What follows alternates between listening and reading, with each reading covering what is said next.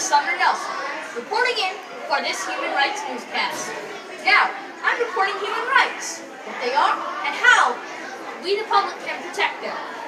Now, human rights, they're people's freedoms, such as right to vote and freedom of speech. People deserve to be free, that just says their rights. You can't just tell someone to stop talking on their political views. You have a right to freedom of speech.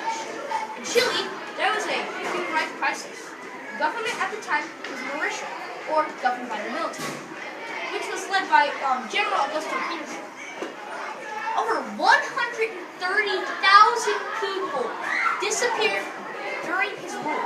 130,000. That's an alarming number of people. Pinochet's goal was to silence his opponents, and you know what that means. People want change. In 1980, Chile got a new constitution. And later, in 1989, Azócar was elected president, and democracy was established. Indonesia. Well, let's move on to Indonesia. Indonesia is a very, very hard place. It's an archipelago, which is a group of islands. And Indonesia has 17,000 and more. Also, the country has a lot, and I mean a lot, people, of ethnic diversity. Now, in Indonesia's colonial times, there was a lot of competition for Indonesia, because it was known as the Spice Islands back then.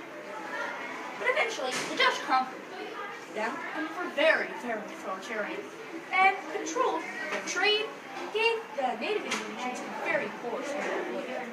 After all of this, Japan eventually took over Indonesia. Now, after World War II, when Japan was defeated, a man named Sukarno rose to power.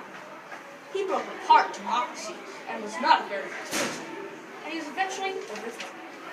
Then, a new person came to power, Suharto.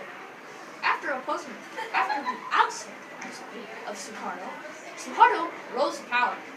This new president purged communists. You heard me. Purge them. I'm not the biggest fan of communists myself, but I would purge them from my country. And this guy, Suharto, I tell you, had many human rights abuses, such as the forcible occupation of East Timor. It's like taking people, all your army, over to a tiny island, western side of that tiny island, to force the occupation of the eastern side of that island, which is its own country. You cannot tell me you did that, but it happened. And in 1997, there was an economic crisis, which eventually led to Suharto's resign in 1998. After all this, B.J. Habibie granted amnesty to get this: 100 political prisoners. That's a lot. Then, Susilo Yudhoyono, I'm sorry if I pronounced that wrong, made an economic recovery. This is amazing. After the crash of 1997. But still, after this, Indonesia is still a work in progress. Believe me. What can you do to help? Well, here are some suggestions on the global issues in the National Geographic book.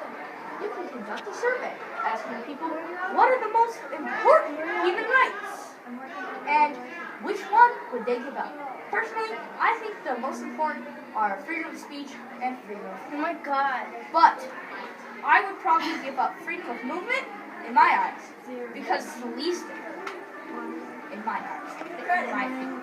Most of this information used comes from 2 case studies presented in the National Geographic Human Rights books. This has been my Human Rights Newscast. Thank you for watching.